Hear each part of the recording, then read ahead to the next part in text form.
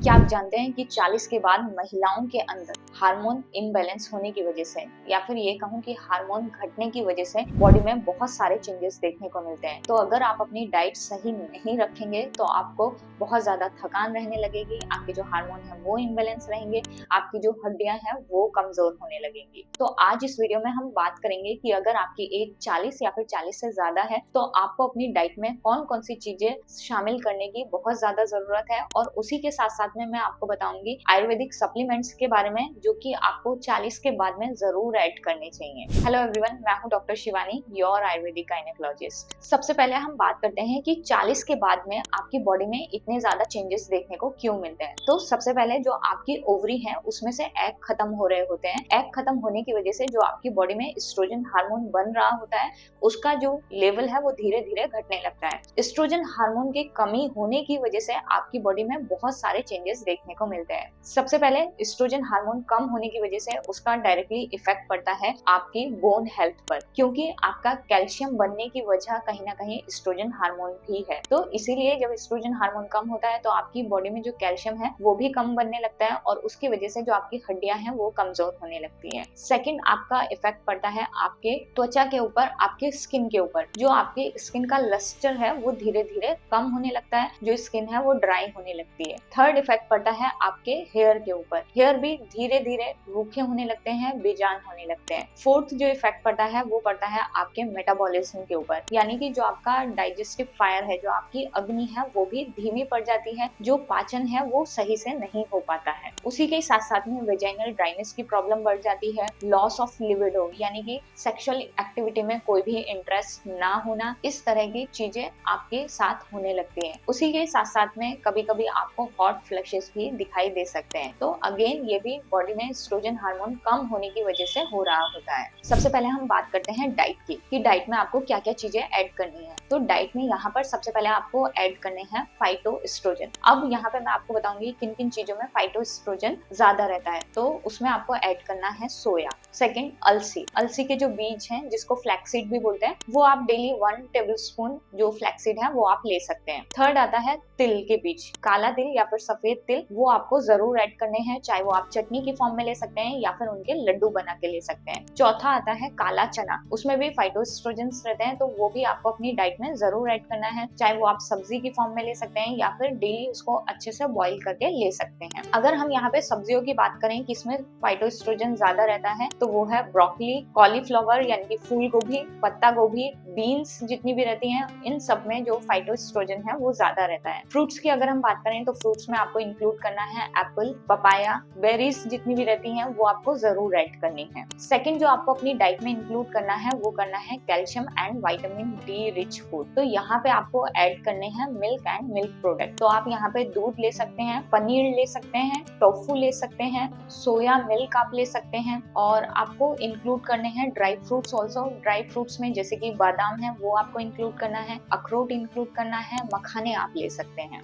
Third जो आपको diet में इंक्लूड करना है वो है आयरन रिच डाइट आपको लेनी है। आयरन बढ़ाने के लिए आप ले सकते हैं बीट ले सकते हैं, डेली डेट्स का सेवन कर सकते हैं, और उसके साथ साथ में जैगरी यानी कि गुड़ का भी आपको इस्तेमाल करना है, जो कि आयरन का बहुत अच्छा सोर्स है। उसी के साथ साथ में आपको इंक्लूड करनी है ग्रीन वेजिटेबल जैसे कि पालक है, मेथी है, सरसों का साग है, वो आपके आयरन को बढ़ाने में हेल्प करेगा, जिससे अगर आपको बहुत ज्यादा थकान महसूस हो रहा है तो आपको वो चीजें महसूस नहीं होंगी। इसीलिए आपको आयरन रिच डाइट जरूर लेना है। उसी के साथ साथ में आपको अपनी डाइट में घी जरूर ऐड करना है। घी जो है वो बहुत ही अच्छा हेल्दी फैट है, बहुत ज्यादा नहीं, लेकिन आप 1 चम्मच घी जो है वो अपनी डाइट में जरूर ऐड करें।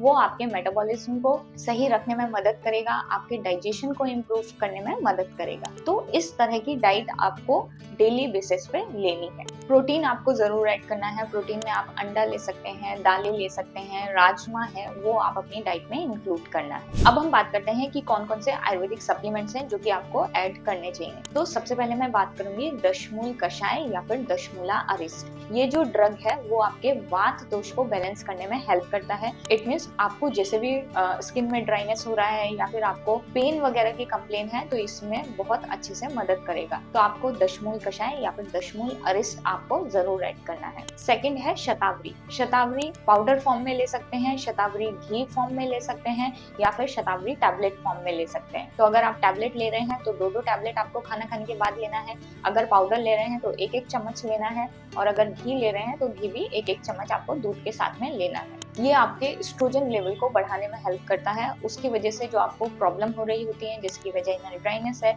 उनको कम करने में मदद करता है, हॉट फ्लैशेस को कम करने में मदद करता है। बट ये सारी चीजें आपको तभी ऐड करने हैं सप्लीमेंट्स अगर आपको किसी और तरह की कोई भी इश्यू नहीं है। जैसे कि अगर आपको पीरियड्स के दौरान बहुत ज्यादा हैवी ब्लीडिंग होती है या फिर ब्लीडिंग इश्यू कुछ भी है, तो आपको कंसल्ट करने के बाद में ही कोई भी आयुर्वेदिक हर्ब्स ऐड करना है। थर्ड आता है अश्वगंधा। अश्वगंधा अगर आपको बहुत ज्यादा थकान लगती है तो आप अश्वगंधा ऐड कर सकते हैं। अश्वगंधा अगेन पाउडर फॉर्म में भी अवेलेबल है और टैबलेट फॉर्म में भी, तो ये आपको दूध के साथ में लेना है। नेक्स्ट आता है गुड़ूची। गुड़ूची जो है वो बहुत ही एंटी इन्फ्लेमेटरी, बहुत ही अच्छी ड्रग है जिसकी प्रॉपर्टी एंटी इन्फ्लेमेटरी है, तो आप गुड़ूची भी अपने सप्लीमेंट्स में ऐड कर सकते हैं। इसकी भी टैबलेट आती हैं, वो 2-2 टैबलेट आप खाना खाने के बाद में ले सकते हैं। जो शुरू में मैंने आपको बताया दशमूल कषाय, अगर आप दशमूल कषाय ले रहे हैं तो वो आपको 3 चम्मच सुबह में खाली पेट और 3 चम्मच शाम को खाली पेट लेना है, थोड़े से गुनगुने पानी में मिक्स करके। उसकी जगह पर अगर आप दशमूला रिस्ट ले रहे हैं तो वो आपको खाना खाने के बाद में लेना है, 3-3 चम्मच आधे कप नॉर्मल पानी में मिक्स करके। तो ये कुछ आयुर्वेदिक सप्लीमेंट्स हैं जो कि आप अपने रूटीन में इंक्लूड कर सकते हैं। बट अगेन अगर आपको किसी भी तरह का कोई भी प्रॉब्लम या फिर डिजीज है तो सबसे पहले कंसल्ट करें, उसके बाद में कुछ भी ऐड करें। इसी के साथ साथ में आप ऐड कर सकते हैं रसायन वटी। रसायन वटी टैबलेट फॉर्म में रहता है, वो भी आप 2-2 टैबलेट 2 टाइम ले सकते हैं खाना खाने के बाद। और लास्ट कुछ आयरन सप्लीमेंट्स आते हैं आयुर्वेद में, लोहो युक्त औषधि, जिसमें जैसे कि धात्री लोहो है वो आप ले सकते हैं, या फिर पुनर्नवा मंडूर है, या फिर दाड़ीमादी घृत। तो ये 3 चीजें हैं जिसमें आयरन कंटेंट प्रेजेंट रहता है। तो अगर आपका एचबी वगैरह कम है, थकान ज्यादा लग रही है, तो आप इनमें से कोई भी एक सप्लीमेंट अपने में इंक्लूड कर सकते हैं। तो 40 के बाद आपको खाने में ज्यादा टेस्ट नहीं देखना है, बल्कि ये देखना है कि आपका जो खाना है या जो आप ले रहे हैं वो कितना उसमें न्यूट्रिशन प्रेजेंट है। तो इसीलिए अच्छी डाइट लें, अच्छे सप्लीमेंट्स लें, ताकि आपको हार्मोन इम्बैलेंस की कोई भी प्रॉब्लम ना हो, या फिर जो हार्मोन कम होने की वजह से अधिकतर लेडीज में प्रॉब्लम अराइज होती है वो ना हो। अगर आपको ये वीडियो यूजफुल लगा हो तो दूसरे लोगों के साथ में जरूर शेयर करें, ताकि वो अपने डाइट और सप्लीमेंट सही से ले पाए। मिलते हैं नेक्स्ट वीडियो में, तब तक के लिए बाय बाय, टेक केयर, अपनी हेल्थ का ध्यान रखें और अपने आसपास वालों की।